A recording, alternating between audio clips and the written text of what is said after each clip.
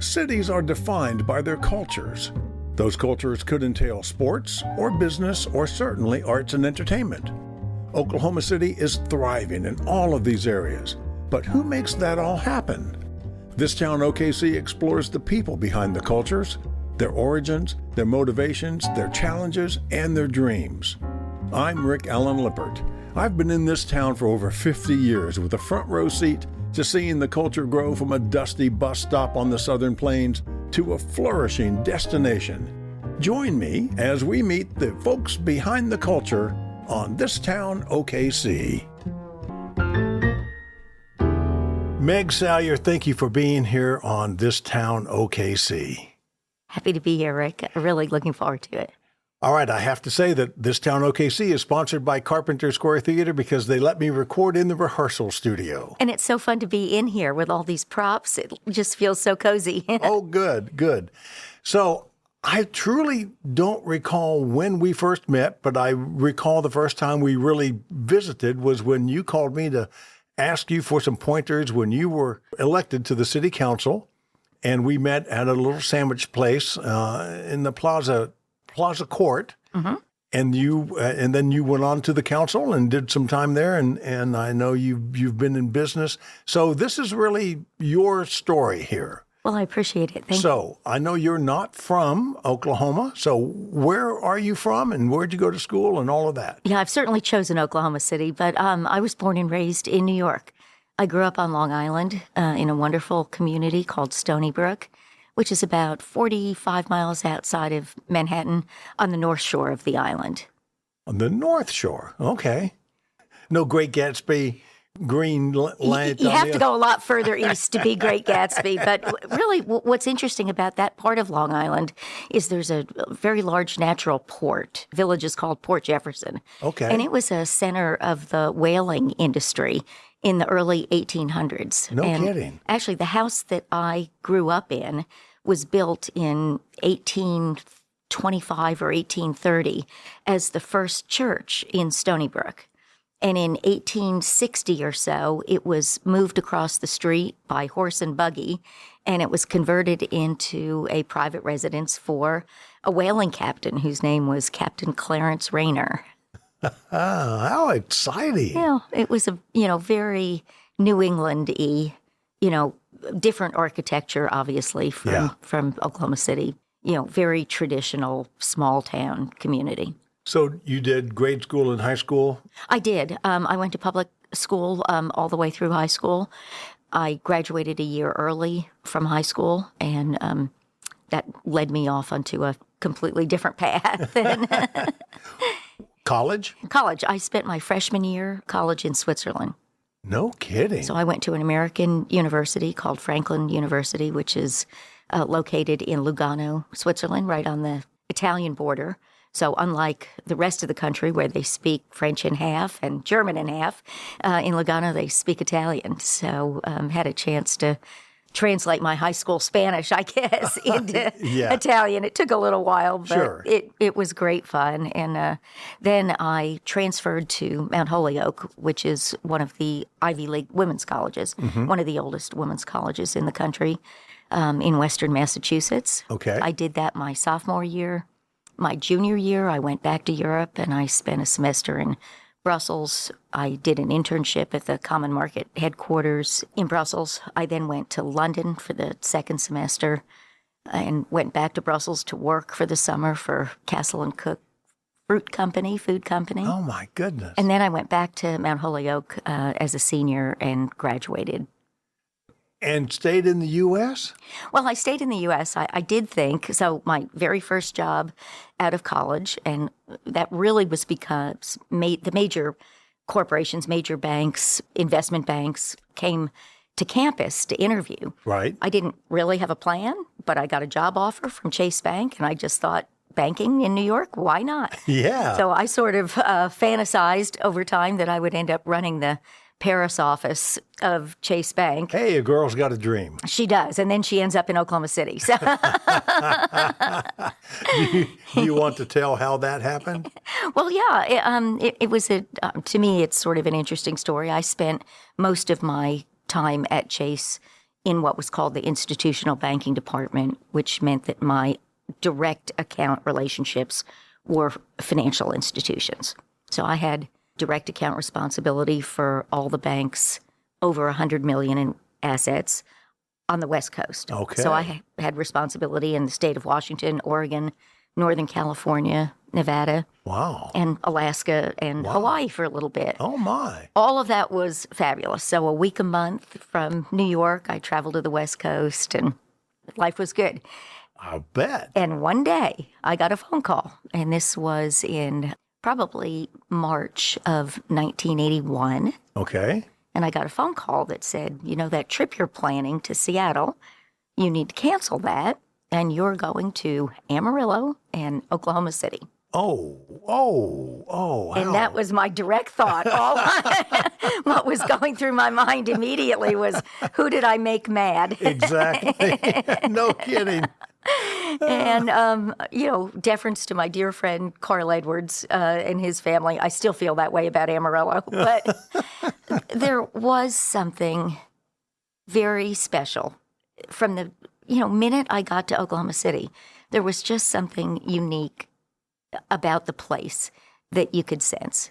Now, I never, in my wildest dreams, imagined that I would end up, living here and raising a family. Right. But there was just something unique about Oklahoma City that was palpable. And did you end up moving here in 81? I didn't. I traveled here a lot. Okay. I actually had my own room at the Skirvin. It was pre-closing of the Skirvin. Yeah. And so this was also the wild and woolly days of the oil boom. Oh, it was busy. I will say that. And so I was here probably 2 weeks a month for about 18 months and did a tremendous amount of work with Penn Square Bank. Yeah.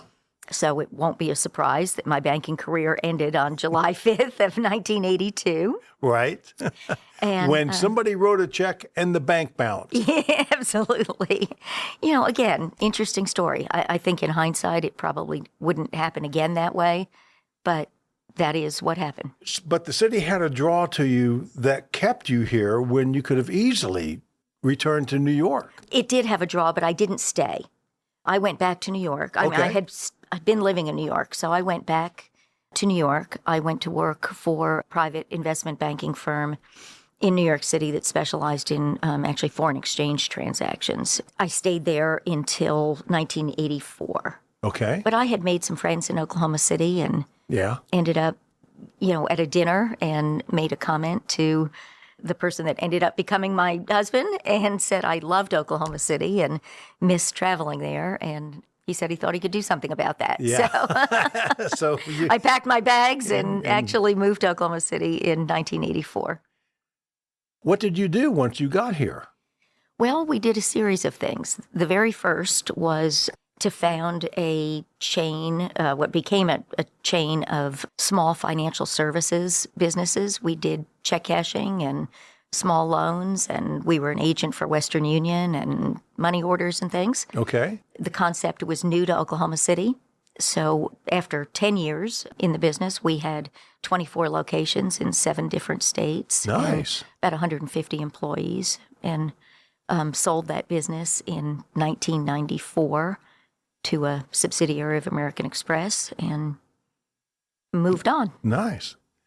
What did you do then? So lots of different things. Made a couple of investments. We were involved in the medical laboratory business for a couple of years. Okay. We were involved with a local company called CD Warehouse. I remember CD Warehouse, yeah. Buy-sell trade.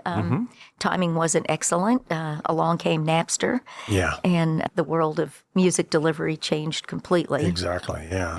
And in 1995, I started a staffing firm with a partner from Tulsa. Okay.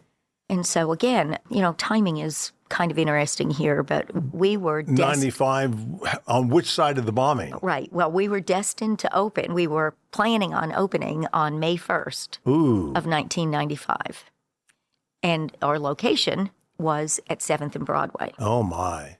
And so obviously, with the tragedy of April 19th, that didn't happen.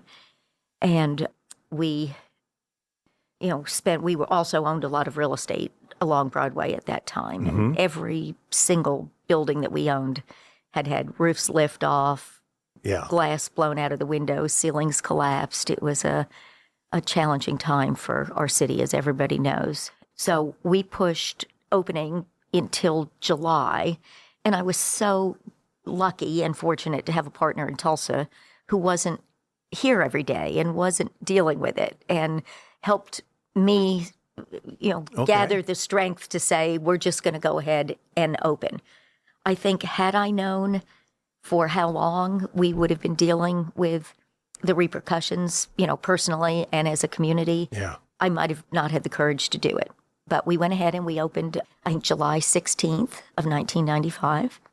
And I ran the business for 25 years. And at the end of 2020, business was 25 years old. And I had a magic birthday and decided it was time to transfer the business to my key employees. Okay. Well, very nice. That period of time around the bombing, my wife and I were engaged to be married, and we ended up getting married on July 4th of 95. But boy, there was a lot of family pressure to delay, and we decided to go for it. Well, there was just so much to be done. Yeah. When you think about it and look back at that time, I mean, we happened to be right downtown at the time. Right. I was slightly out of downtown, but I was able to actually get to our building at 7th and Broadway before any of the streets were closed off.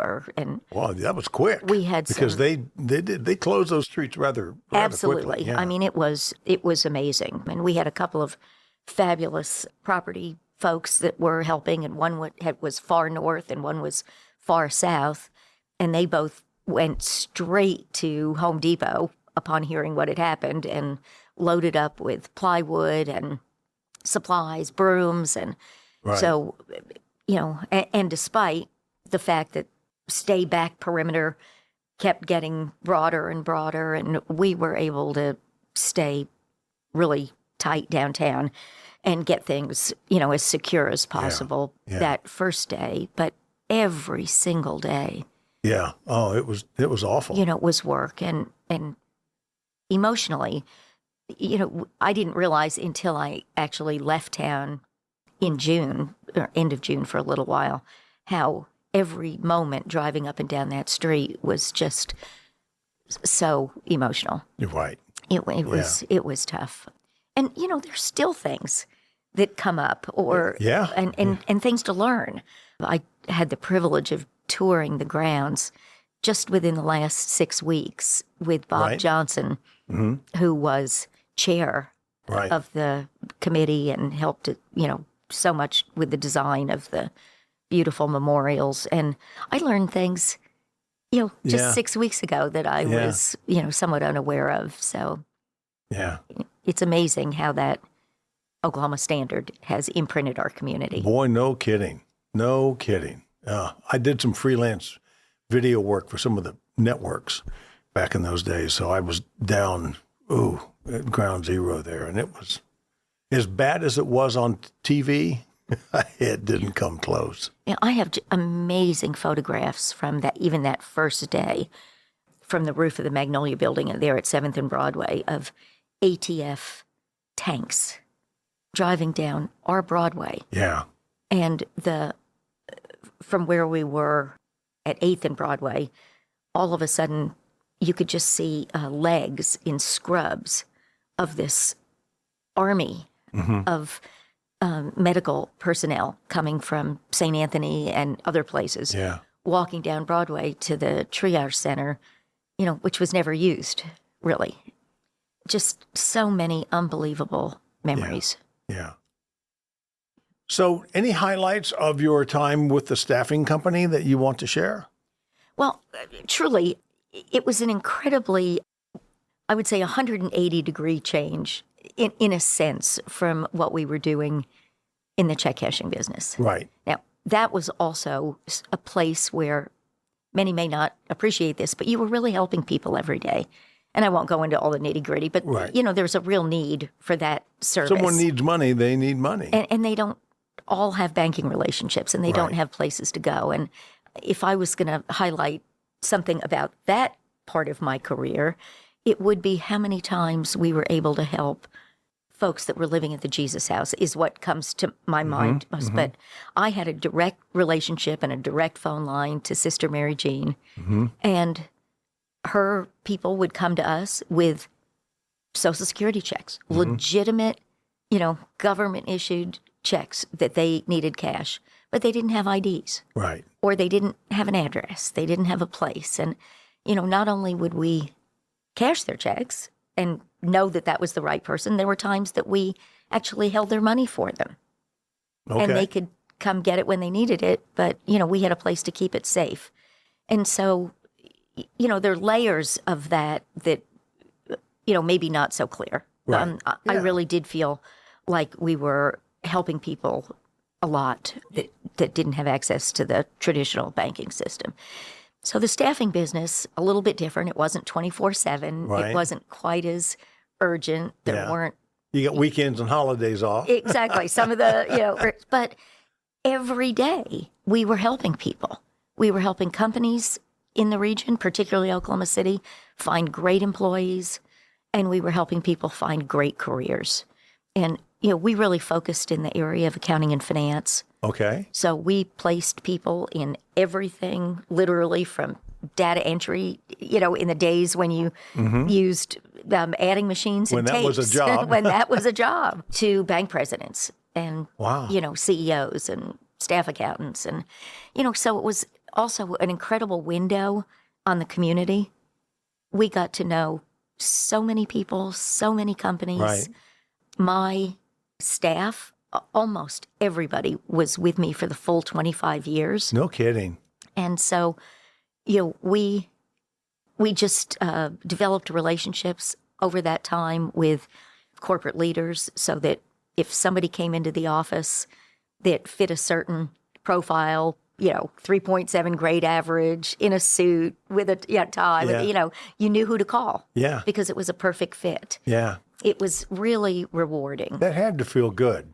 And, I think we became a very trusted resource so that, if people were thinking about reorganizing a department or, how to better deploy people, it wasn't just, I need a body in a slot, but Right. it was, really help us build our talent force and, how do we do this better? And so it was wonderful. And my team was so skilled at what they did that it provided me kind of a platform to do things outside of the office and be in the community. And that's where I wanted to go next. I know that you were on the city council for a while and that you've been heavily involved in the arts and other nonprofit organizations. How did you get started in that? Well, again, funny paths. Somebody told me recently that, life is a journey and you're walking on a path. And it changes every day. You're not sure exactly where you're going, but, it's never going to stay the same. And you're just sort of on this adventure. So very quickly after I moved to Oklahoma City, I had two amazing sister-in-laws. One was Mona Lambert, who was a partner at the Andrews Davis law firm. Okay. And the other was Kay Salyer, who lived up in Edmond. And they both quickly took me under their wing and said, you need to join the junior league and you need to be involved in projects. So I did join the junior league early and was the beneficiary of that incredible training and opportunity to provide service in the community. Junior league sort of has two paths, and one of which is in-league service, where you might, rise up in governance with the league itself. I was always a lot more interested in some of the weird things that they did out in the community. Yay. So, I worked in the witness and victims program at the DA's office, and I served as a court-appointed special advocate. What did that entail? Which one? The advocate. The advocate. Well, the advocate is a really important role, and there are people way better served that have done this for years. But we were trained by a judge in the court, and your role was to be an advocate for a child that was in the court system. Okay. So everybody else, adults, typically have somebody to advocate for them. But this is a position where you tried to advocate, or your job was to advocate for the best interests of the child. Okay. And was this a volunteer position? It's a volunteer position. Wow. And there's a CASA of Oklahoma City, and there's also an Oklahoma County CASA program. I've heard of those. I've seen the logos. I've never really known exactly what they did. Really, really successful. I have a dear friend that's been a CASA for 20 years probably, and the amount of time, she's essentially, raised a couple of families of kids. Sure. It's very, very rewarding work. So that was, an opportunity to begin to get engaged, and you start to meet friends. So on Mona's side, she had me taking out trash for the Symphony Designer Show House when it was in Heritage Hills. Yeah. And then I joined or was accepted into the Leadership Oklahoma City class. Mm-hmm. And each one of those things just begins to build a network of friends and people that are also anxious to do things. What I found and have been so blessed by is that Oklahoma City is a community that is so open to help and allowing you to pursue your interests. Yes. You simply have to find what you're interested in. Exactly. Roll up your sleeves and show up. Right. Now, you have to do the work. Yes, and if you don't do the work, you Yeah. don't get invited to show up again. Right. Yeah. But there is a place for everybody to be involved in the community. I have found that to be true. That has worked for me. My time in Leadership Oklahoma City was probably the greatest fun of my adult life. Yep. It's you just form these friendships with people that you probably would never have run met across any other way or met in some other occasion, and you figure out that you've got common interest to do something, and it's just so much fun. Well, and just on a personal note, for a guy like me to be able to call up a bank president and say, "Hey, buddy, I got a question." Absolutely. The breadth of people. I mean, the magic that they are able to put together when they put these classes together. Right. And, they do such a good job of, trying to create diversity and different skill sets and different job titles. And it really is great fun. So, another thing I've tried to do as much as possible is never say no. If somebody asks you to show up, sometimes you don't really want to. Sometimes you, might rather watch a Thunder game at home, or you might. But I'm always surprised at how much I enjoy whatever it was when I showed up, and you don't always know what the end result from that is going to be. Exactly. So my adventure was going to an OSU football game with Clayton and Marnie Taylor. Oh boy! In 2007, maybe early 2008. Yeah. And Councilwoman Ann Simak, who represented Ward 6 for 13 years, I think, had... But she was on the council when I worked at the city of Oklahoma great. City. Yeah, she was just lovely, did a great job. Yeah. And she had decided to step down. Her son had just become a firefighter, and it was time for her to look at some new opportunities. So that seat was open, and it was a slightly longer than 2-year term. Council terms are normally 4 years, and this was a little bit longer than 2 years. So Clayton and Marnie literally got me in the car and locked the doors, and we drove all the way to Stillwater. And I'm not saying too much out of school, but Marnie's a really good friend of yours. She's a very good friend of mine, as is Clayton. I would consider them, my chosen Oklahoma family, for sure. So all the way up and all the way back, there was a lot of discussion that this city council role is not really, a political role. You don't file as a candidate. You don't file as a member of a political party. Exactly, yeah. And that it was much more community service related. And Clayton's opinion was that's what I'd been doing for the last 20 years. So I might think about just taking it to another level. Yeah. I still said no. I just, it wasn't something that really I had thought about. But after that conversation, I realized what other opportunity might you have to try something for 2 years. Right. Anybody can do anything for 2 years. Exactly. Even if, Yeah. it wasn't what you hoped it might be. Perfect opportunity to try it. The timing was pretty good. And so Monday morning, which was the first day of filing, about 4:20 in the afternoon, and Wow. closed at 5 o'clock. But, on Monday morning, I made a series of phone calls, and I started out with Mayor Cornett.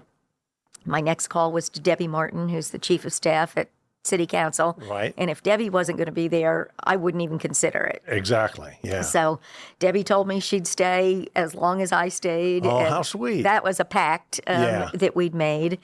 And I called the city manager and, just checked in. And I decided to go ahead and give it a try. So I ran over to the election board, brought him a check, got the form. It had to be notarized. And for some reason, they tell you that they don't have a notary at the election board. Find that 100% impossible, but they don't do that. So I was standing in the lobby now, almost 4:45 probably. Right. And I thought, if I don't do this today, I may not have the courage to come back and do it tomorrow. So Right, yeah. I need to do this. And I just was standing there for a minute, and I thought, Arvest Bank, Cindy Batt. And I jumped in my car, did a U-turn on Lincoln Boulevard, ran into Arvest Bank, and there was Cindy, and she was a notary. Oh, of So course. I got yeah. my paper notified. The election board people could not believe it, that I was actually back there before 5 o'clock with a notarized form. That's great. But that's how it happened. And I did end up with 2 opponents in that first election, Okay.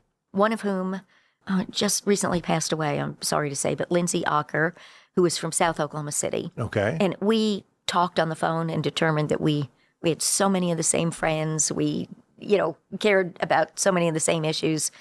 Wasn't really what he was thrilled about doing, so he decided to remove his name from the ballot. Okay. And my other candidate was a gentleman named Clarence Worsler.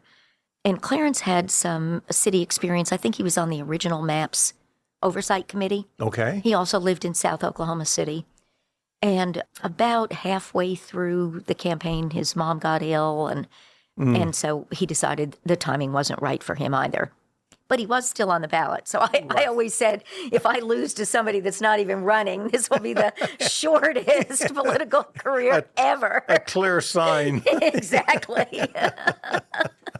And it did end up working out. My other, crazy story about this is because it was an off cycle, the council election, I believe this is the only time this has ever happened, but the council election was on the ballot in 2008 with the presidential election, with Barack Obama's presidential election. Okay.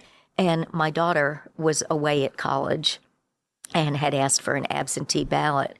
And she called me and she said, Mom, I got my ballot and your name's on it. Oh, God. And How it was wonderful. So nice. Yeah. It was a really special thing. So I had to run 3 times. I did the first 2.5 years and then ran again for a 4-year term and then decided to go ahead and run again for a second.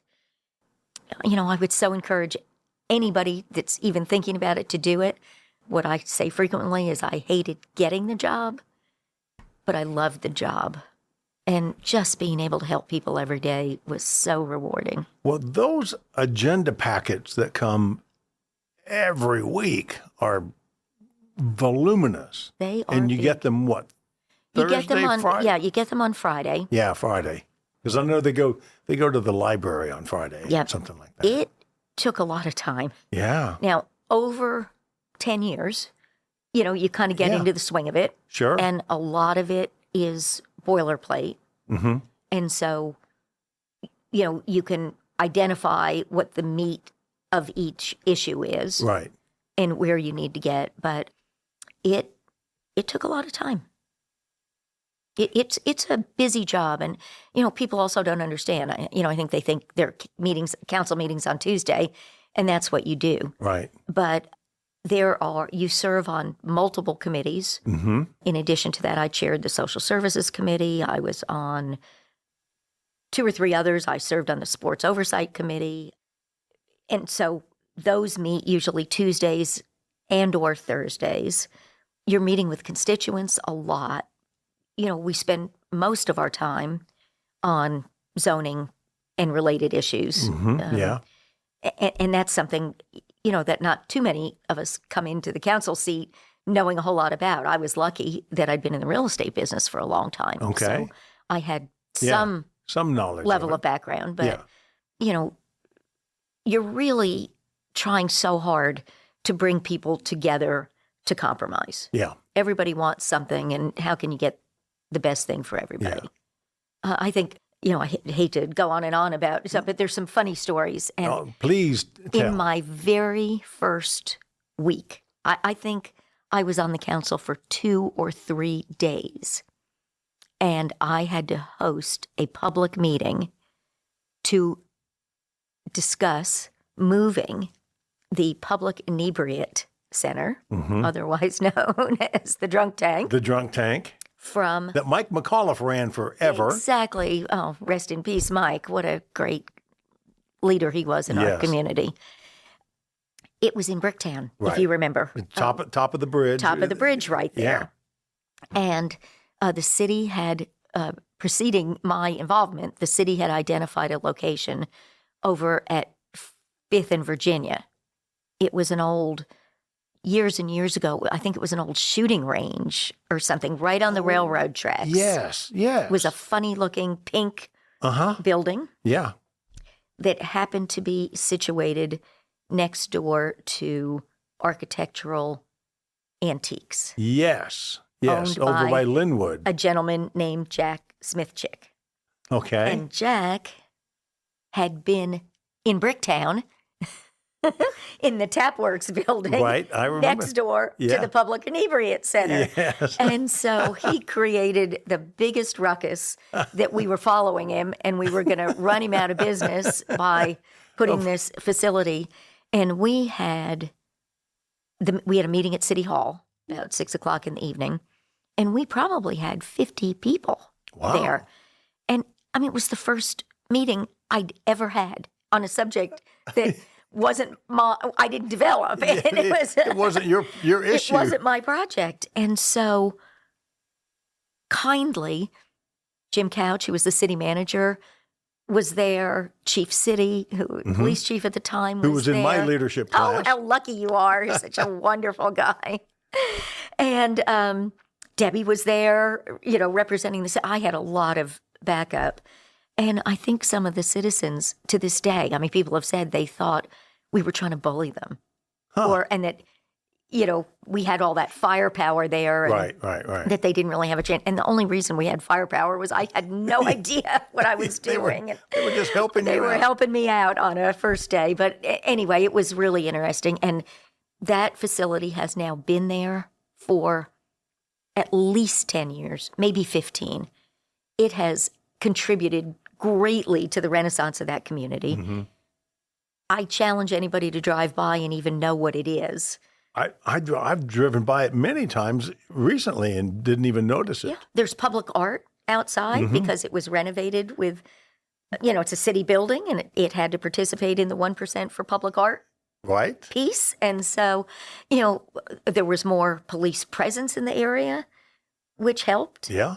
Architectural Antiques is now dead people's stuff, and it is thriving. Yes. They're incredibly happy to have that as their neighbor, and so it all worked out great, but it was a trial by fire. That was really my first scary thing. So that leads me to a second thing. You asked me any highlights of my council career, I think, and one of them is I was actually the author of the 1% for Art ordinance. Well, thank you for that. I thank you. I'm very appreciative of that. And I recall hearing, a lot of anti people out there going, why are we putting tax dollars into art? And I'm thinking, it's 1%, man. It's just 1%. And it's changed the face of our city. Yeah. I mean, we have been recognized several times Yes. by USA Today as the #1 city for public art. Yeah. And whether that's city projects that have been done, so many of them through maps, Right. that beautiful feather honoring Oh, Robbie gosh. Kinzel in Yeah. Scissortail Park, to each one of the buildings. It's been such a great process. Yeah. But then the public support, Yeah. think about Plaza Walls. Yes. A little idea Yeah. 10 years ago where somebody said, what would happen if we decided to paint the walls in this alley? Yeah. And the next thing you know, they're running a program that's counseled arts councils all across the country on how to do this. Right. We've got 500 murals around the state. It's a tourist draw, economic engine. There's a mural right around the corner from us facing Classen that Denise Duong did. It's on the side of a Parking garage. parking garage. And it's so fabulous. Absolutely. And changes the face of what was a pretty horrible Yeah. parking garage. Yeah. It's Into just something. an ugly old concrete Yeah. wall. So something that you smile at Yeah. every day. Yeah. It really was amazing. And you want to be clear, there was an ordinance that said the city may do that. Okay. And so we changed it to say must. Okay. One little word Yeah. makes all the difference. Yeah. And so it's been really exciting to watch. That was a real game changer. Thank you for spearheading that. Well, and that was lucky. And so I want to thank Mayor Holt for continuing to allow me to serve as an arts commissioner. Good. And so we get to participate in the selection committee from time to time on those different projects. And it is just so exciting to see. I haven't yet been out to Fair Park to see It's called The Bolt. the Bolt. Yes, I haven't been out to see it. They just, I don't like to make these podcasts timely. I like them to be more evergreen. We are recording in sort of the latter half of January 2026, and it was not commissioned. It was I think there was a ribbon cutting maybe a ribbon 2 cutting. weeks Yeah, ago or yeah, so. about 2 weeks ago. Yeah. I couldn't make it. Yeah, I couldn't either, actually. I was disappointed. But Yeah. I've been out to see it because they've also added some private art to the new part of the new equestrian facility. And Good. there's a beautiful horse sculpture out Oh, there. oh yeah, I have seen photos of Yeah. that big horse. It's amazing. I Yeah, mean, look, and I think the Morgan Horse Association donated that. you're exactly right. How wonderful is that? Isn't that cool? Yeah, I was out there for a Morgan Horse show with a friend, and I just suddenly realized one could go out to the fairgrounds any day of any week Yeah, and sit in the arena and enjoy some kind of a horse Something, show, yeah. some kind of something. It really was amazing. and that new arena is so fabulous. Yeah, it's just spectacular. So I was very fortunate that the fairgrounds were part of Ward 6 and Yeah. got to watch the blossoming of what's happened out there. And we deserve the moniker as the horse capital of the world, horse show capital of the world. Yeah. And they just continue to work so hard to Yeah. improve the customer experience out Yeah. there. Yeah. It's great. So speaking of art, I know that you served on as board chair for the Oklahoma City Museum of Art. I did. Yeah, tell me about that. Oh, what a wonderful experience. I'm having trouble letting go of that. I still call a lot and Now, talk to the were you- incredible staff. Were you involved with the renovation of the theater?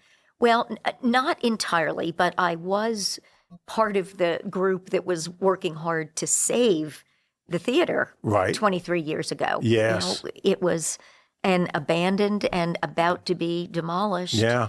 movie theater, the Right. Center Theater. Yeah. And, an incredible group that included Randy Floyd, the architect, and there were just a great group of people that were so committed to saving that theater. Right. And Carolyn Hill, who Yeah. was the director prior to it moving and really led the charge, was able to secure very significant grant from the Donald Reynolds Foundation.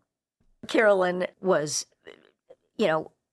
a leader that you rarely see. The inclusion of that old Center Theater into the Oklahoma City Museum of Art was masterful, and they did a beautiful job. I'm asking more about the renovation of the interior of the theater itself about now 6 years ago. Oh, absolutely. Yep. Yes, I was involved in that. And I guess one of the most wonderful opportunities was we were able to remove our chairs, Yes. replace them, and those chairs are now in Carpenter Square Theater. We bought 150 of them, and I will tell you that people marvel at how comfortable those chairs are. Fabulous. Oh, and I'm proud of saying we got them from the Museum of Art, and we bought the ones down front, so they had the least amount of mileage on them, and people just loved them. Excellent. Great. You know, one of my favorite things is finding things at estate sales and Sure. repurposing. Yeah. And it's such a joy when things that still have a life Yeah. can find a new home. And Yeah. it was perfect And for the those renovation seats, here. those seats will last and they were 20 years old, I believe. I think that's probably right. And they'll be at least another 20 years in our theater here. Excellent. Well, so we're kindred spirits. Yeah, yeah. Oh, we repurposed so much around here. I could go on for days about what we all repurposed. Well, it's wonderful. But my tenure at the museum coincided with COVID. Yes. And so we had some of the most amazing exhibits. We opened, I think, in June of 2020, Right. the most beautiful collection from Naples, Italy, that was all about Pompeii. Oh, I went to I that. hope you got to go. It was- and my wife and I took our granddaughters because they had been studying Pompeii in school. They think they were fifth grade or something like that at the time, fourth grade. And so we took them It to was that. incredible. I mean, it's absolutely one of my favorite places. And, you know, it was just heartbreaking that we had to be, you know, first of all, closed for Right. a certain period of time. The good news was we got to keep the exhibit a lot longer. Oh, good. Because the other museums that had committed to take it chose not to take it. Okay. So we were able to have it here for longer than we thought we would. And very funny story. I was at an Allied Arts meeting, and the mayor was on his way, and he got a call and said, and it was a Monday, so the museum was closed. Can you come back and meet at the museum? Because Leonardo DiCaprio was here filming Killers of the Flower Moon. Yeah. And he is a huge student of Pompeii. He's been there 6 or 7 times Who and knew? wanted to go to the museum. So we all raced over and got to tour Pompeii with Leo. And I have to say, he really knew his stuff. Good. He recognized the paintings. He, Wow. knew the meaning behind stuff. Yeah. I mean, it was really a lot of fun. But that to me is one of the, we've had some amazing stuff. We've had that beautiful Yeah. work from the Louvre. Yes. We had, thanks to the Inasmuch Foundation, we had Matisse and Picasso. Oh, which, gosh, that was so. Oh, I think I went every week. It was like visiting your friends. Yeah. You just Yeah. walk through. It was so extraordinary. We had the incredible Edith Head costume that exhibit. was so incredible. Oh, so many people. It Yes. was just, it appealed to such a broad Yeah. group. And this summer we had Ansel Adams that Mm-hmm. people loved. And right now we have something maybe so many people don't know about, but the artist's name is Paul Reed. And he's one of the Washington, D.C., colorist school painters.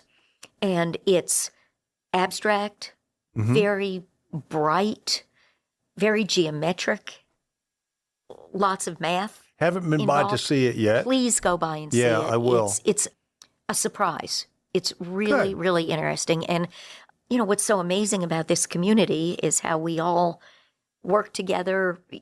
People share. When Mm-hmm. we had our Preston Singletary glass exhibit, he performed his music at First Americans Museum. Nice. And, they have his glass in their museum store. Nice. So we've done lots of things together.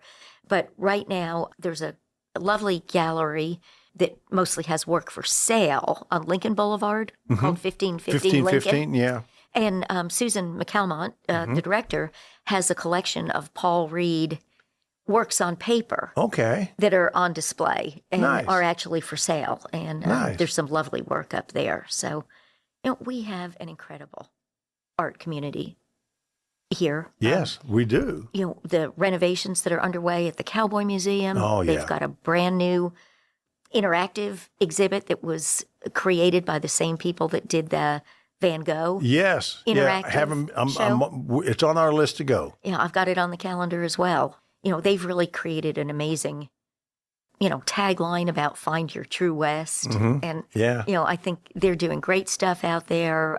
There's going to be, with all the celebration around Route 66, there's going to be a giant neon red metal and boot. neon boot out at the Cowboy Museum. Which is a more appropriate place for it than 23rd and Classic. Absolutely. Absolutely. And that's why conversation is important. Yeah. That's why people need to get together and talk. Yeah. So that we can, make better decisions. There were a lot of good thought went into wanting to draw people into the Asian district. Right. Maybe not the perfect thing. Right. So it's perfect at the Cowboy, and we'll find something else, to go down the street. So your staffing company is still going strong. It is. And so what are you doing these days? Well, I'm continuing to do a lot of volunteer work. I serve on a couple of corporate boards. Okay. And I still am in the real estate business. So I spend a lot of time hunting for great tenants and making sure the faucets are dripping when we're about to run into a cold spell. And yeah, because the city is expecting a deep freeze the day after we record this. Yeah, so I am deeply engaged still in the arts community, the education community. I serve on the board at OMRF. Mm-hmm. We've created I served as the chair of the Civic Center Foundation for a couple of years. Okay. And I talk about a beautiful renovation. What they did with the Freedy and the lobby. Gosh. Oh my goodness, world class. Absolutely, so lucky. And I was on the board of the Civic Center before I went on the council, and we had commissioned a utilization study to look at the building and begin charting a plan for what we could do to renovate. Mm-hmm. And I am forever grateful to the citizens of Oklahoma City and to the city manager for helping include the Civic Center in that 2017 bond issue. Yes. Because that's really how we were able to do that beautiful renovation. And the lobby and as you say, the Freedy Little Theater and the bump out. It's on actually the not north the side. Freedy anymore. It's the Little Theater. Yeah, it's just back to being just the Little Theater. It's going to take me some time to Yeah, me too. get used to all of that. But it does look absolutely spectacular. Yeah. And they're going to do some more significant work in the next couple of years. Oh, good. I think work on the Black Box Theater that's good. downstairs. Mm-hmm. It needs it. Elizabeth Gray and I have a dream. One of the things that was in that utilization study was to build out the roof deck into where you could have a bar area and snack area so that at intermission you could stand up on that roof and look at the skyline. Ooh, that'd be nice. Which would really be special. So we'll see how that fits into the puzzle. But there's a lot to do all around the community, but so much has happened. Safe to say you're not slowing down anytime soon. I am not slowing down anytime soon. There are, as I said earlier, there's so many opportunities to be involved and to stay engaged. Yeah. It's a little bit different. My level of engagement when I was actively serving on the council is different than it is today. Sure. But those things, I believe deeply in the importance of a vibrant downtown. I am on the Downtown Oklahoma City Board, and I also serve on we have a separate 501c3 that's Downtown Initiatives. Yes. And that's really focused on placemaking and public art. Mm-hmm. So we use the proceeds of the Dean A. McGee Awards dinner to help fund smallish public art projects in downtown. Nice. So, just a lot to do, a lot to stay busy. Meg Salyer, thank you so much for being my guest here on This Town OKC. Thank you, Rick. I really enjoyed the conversation. This Town OKC is sponsored by Carpenter Square Theater, edited by Fred O. Bishop. I'm Rick Allen Lippert. This has been a Lippert Media production.